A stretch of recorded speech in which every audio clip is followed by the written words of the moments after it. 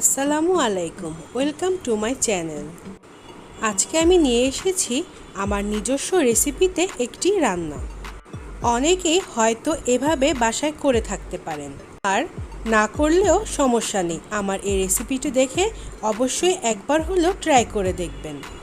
সবজি আর চিকেনের মিশ্রণে এই রেসিপিটির নাম দিয়েছি আমি চিকেন উইথ ভেজিটেবলস অথবা ভেজিটেবলস উইথ চিকেন। যাই বলুন না কেন, চলুন দেখে আসি রেসিপিটি। এখানে আমি মুরগি নিয়েছি 1 কেজি। আমি ছোট ছোট পিস করে কেটে নিয়েছি। চিকেন পিসগুলো আমি ধুয়ে ম্যারিনেট করব। ম্যারিনেটের জন্য যা যা নিয়েছি রয়েছে হলুদ, মরিচ আর ধনিয়া গুঁড়ো 1 টেবিল চামচ করে আমি এখানে মিশিয়ে নিয়েছি। জিরা গুঁড়া 1 টেবিল চামচ, লবণ নিয়েছি 1 টেবিল চামচ, হাফ টেবিল চামচ ম্যারিনেটের জন্য, হাফ টেবিল চামচ রান্নার জন্য। রান্নার সময় আপনারা স্বাদ অনুযায়ী দিবেন।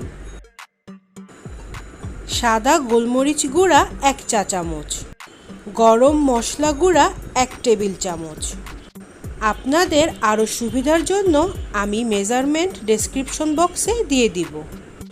এখানে রয়েছে আদা বাটা 1 চা চামচ, রসুন বাটা 1 চা চামচ, লেবুর রস 1 টেবিল চামচ।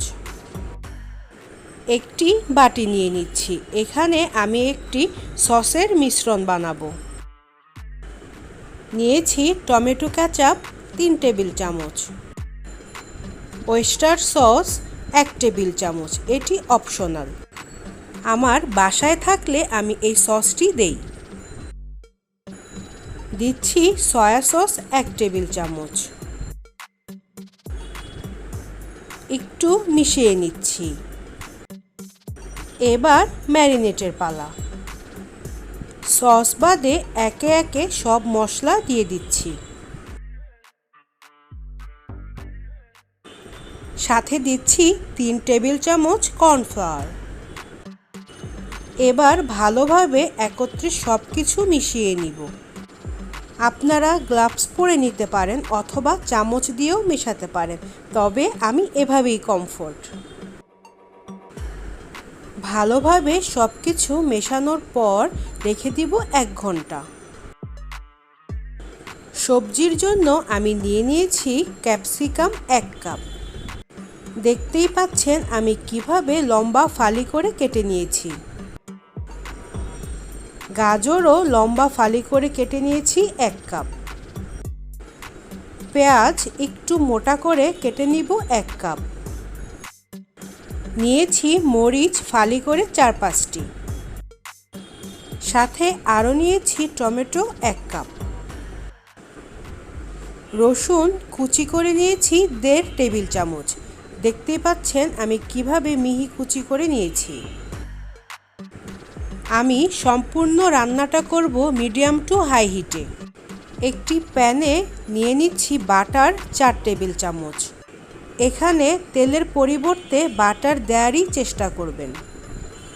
যে কোনো রান্নাতেই একটি উপকরণ যোগ অথবা বাদ দিলে কিন্তু রান্নায় বিশাল পরিবর্তন আসতে পারে। বাটার গলে গেলে এবার ম্যারিনেট করা চিকেনগুলো দিয়ে দিব। 3-4 মিনিট নেড়েচেড়ে চিকেনগুলো ভেজে নিব। ভাজতে ভাজতে চিকেনগুলোর কালার চেঞ্জ হয়ে যাবে। দেখতেই পাচ্ছেন এখানে ব্রাউন কালার হয়ে গেছে আর চিকেনগুলো ভাজাও হয়ে গিয়েছে। এবার চিকেনগুলো আমি একটি ডিশে তুলে নিব। রান্না কিন্তু শেষ হয়নি, সবজিগুলো কিন্তু রয়ে গেছে। এবার রান্নার জন্য আমি ওই প্যানেই নিয়ে নিচ্ছি 4 টেবিল চামচ তেল। তেল গরম হলে দিয়ে দিচ্ছি পেঁয়াজ কুচি, সাথে দিয়ে দিচ্ছি মিহি কুচি করে রাখা রসুন কুচি। এবার একটু ভেজে নিব। সামান্য ভাজা হলে এবার দিয়ে দিচ্ছি কেটে রাখা মরিচ আর সবজি। সবজিগুলো ভেজে নিব কয়েক মিনিট, যাতে করে সবজির কাঁচা গন্ধটা না থাকে। কিছুক্ষণ সবজিগুলো ভেজে দিয়ে দিচ্ছি সস, যে সসটি আগেই তৈরি করে রেখেছিলাম। আবার সব কিছু মিশিয়ে ভেজে নেব কিছুক্ষণ। এর মাঝে আমি চিকেনগুলো দিয়ে দিয়েছি। এবার সব কিছু একত্রে আরও কিছুক্ষণ ভেজে নেব। 3-4 মিনিট ভাজার পর দিয়ে দিচ্ছি পানি 1.5 কাপ। দিচ্ছি 1 চা চামচ চিনি। এবার রান্না করব যতক্ষণ না সবজি আর মাংস সিদ্ধ না হয়। তবে এ রান্নায় আমি কোনো ঢাকনা ব্যবহার করব না। দিয়েছি 1/2 টেবিল চামচ লবণ বা আপনাদের স্বাদ অনুযায়ী। পানি শুকিয়ে আসলেই আমার রান্না শেষ। দেখতেই পাচ্ছেন মোটামুটি পানি শুকিয়ে এসেছে। এই রেসিপিটি কিন্তু পরোটা, নান, পোলাওয়ের সাথে খুব জমে যায়।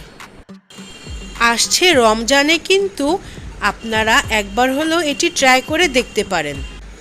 ইফতারে কিন্তু একদিন ভাজা পোড়া না খেয়ে নান বা পরোটার সাথে এই রেসিপিটি ট্রাই করলে খারাপ হবে না। রান্না শেষ, এবার নামিয়ে নিচ্ছি। আশা করছি আমার এই রেসিপিটি আপনাদের ভালো লেগেছে। আমার চ্যানেলটি সাবস্ক্রাইব করে পাশে থাকার জন্য অনুরোধ রইল।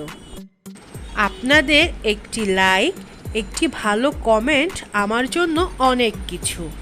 চেষ্টা করছি ভালো ভালো কিভাবে সহজে রান্না করা যায় সেরকম রেসিপি দেবার জন্য। ভালো থাকবেন আর আমার জন্য দোয়া করবেন। পুরো রেসিপিটি দেখার জন্য সবাইকে ধন্যবাদ। আজকে এ পর্যন্তই। আল্লাহ হাফেজ।